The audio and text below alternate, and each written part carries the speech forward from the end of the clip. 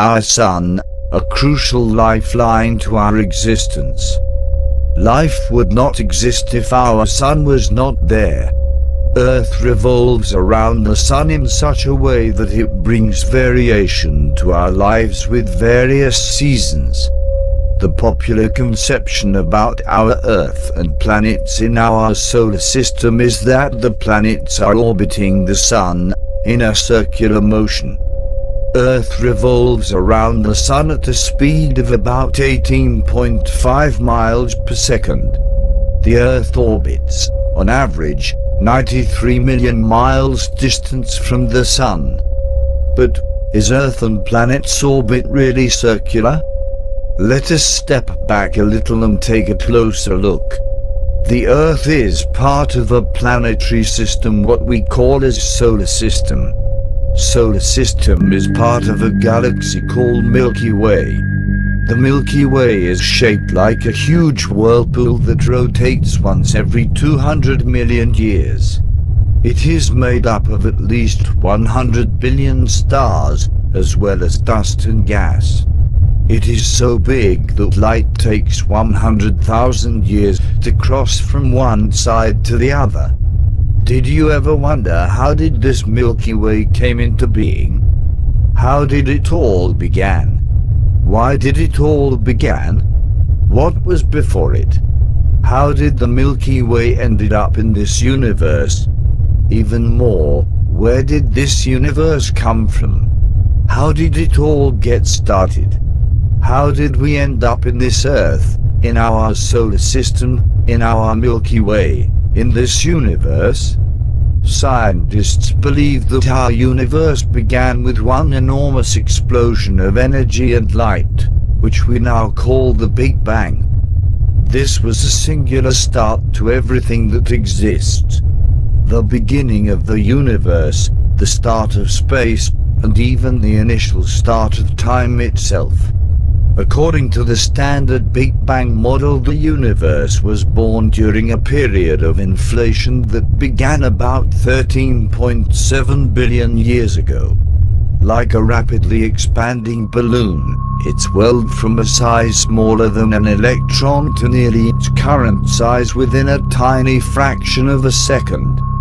The question remains, what was the cause of Big Bang?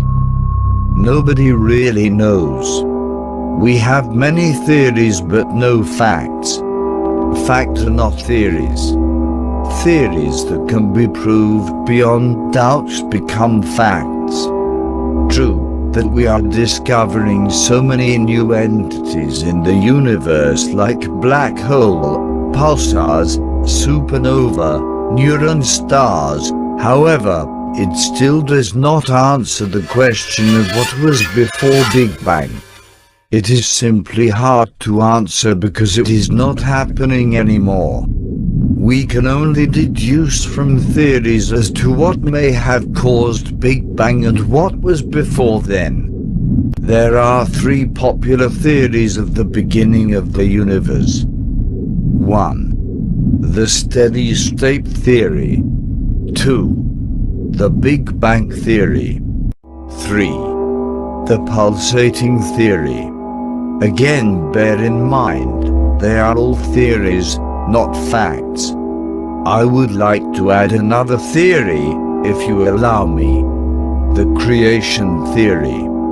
Just like all other theories, it is also plausible and possible. The steady state theory, it states that the counting of the galaxies in our universe is constant and new galaxies which are forming continuously are filling the empty spaces which are created by those heavenly bodies which have crossed the boundary lines of observable universe.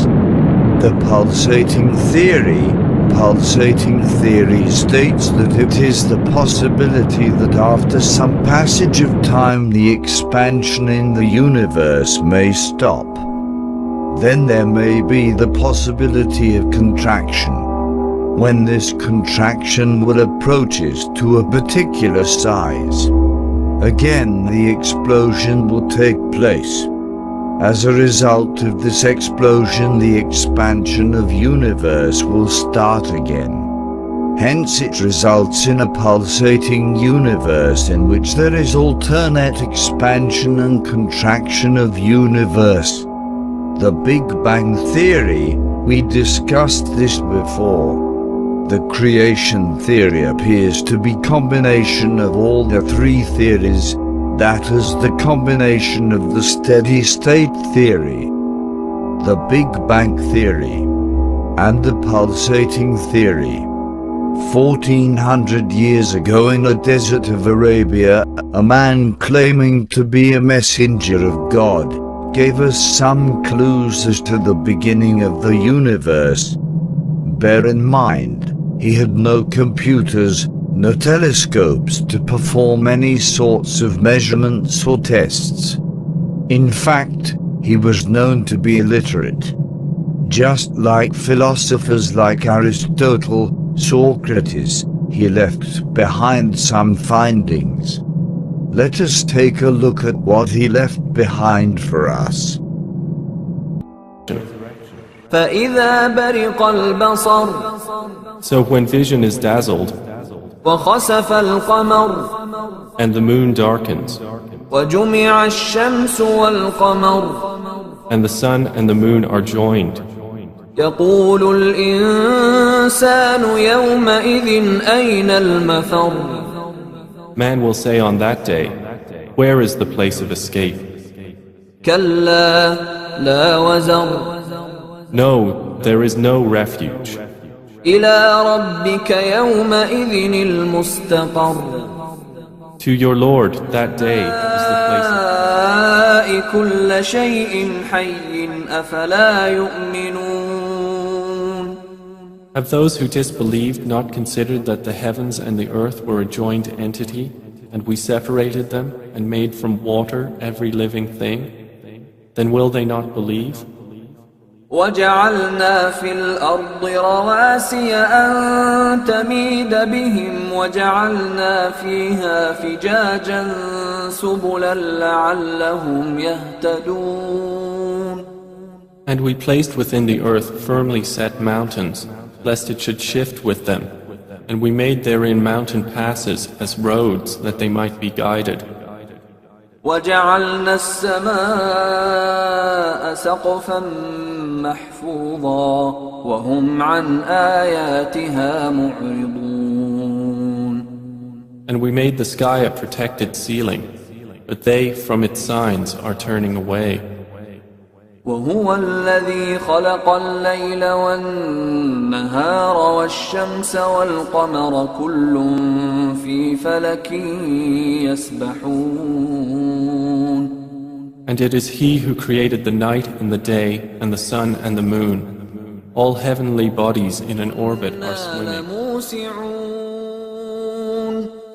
And the heaven we constructed with strength, and indeed we are its expander. والأرض فرشناها فنعم الماهدون And the earth we have spread out, and excellent is the preparer. Be grieved by the greatest terror, and the angels will meet them saying, This is your day which you have been promised.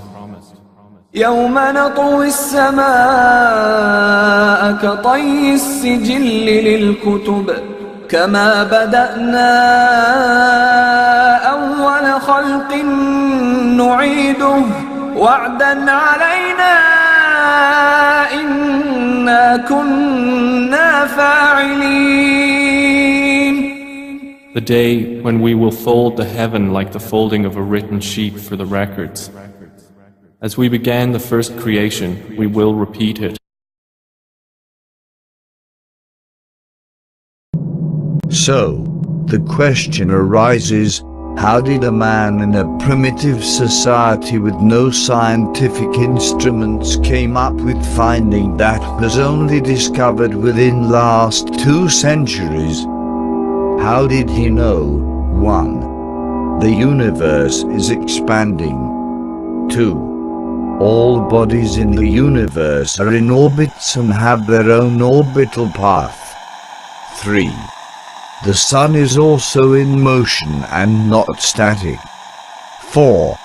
As such, the Earth's orbit is not circular, rather helical or spiral. 5. The universe may contract one day. 6. Earth's atmosphere is a protective shield for us, protecting us from debris from space and harmful radiation. By all means, this is not an exhaustive list, but just a sample of the various findings he left behind, unless he was 1200 years ahead of his time in intellect, or somebody told him, "I cannot fathom as to the source of his knowledge." I propose that his knowledge is from the initiator of the beginning of the universe, one that is known to us by Eloah, God, Allah, Bhagavan and so on. Just like all other theories of the beginning of the universe, this is very possible and very plausible. Scientists, especially good scientists, cannot and should not discard all possibilities. The next question is, what happens from here? What happens to the universe in the future? To that matter, what happens to us when we die? Nobody can answer this question either. Nobody died and then came back alive to tell us what happened. Neither Einstein, nor Stephen Hawking, or Darwin has explained what happens after death. Science has no answer. Since we have a fourth theory of the beginning of the universe, in the absence of any scientific theories, I would like to expand the creation theory to include life after death and Judgment Day. A day when father, mother, son, daughter, brother, sister, friends, husband, wife, boss, employer, nation state will not be any help. A day only divine law will prevail. No family law, city law, state law, nation state law, UN law will have any value. If we are not careful and kept our eye on the divine law, we might have some serious problems after death. Something we all need to ponder before it is too late.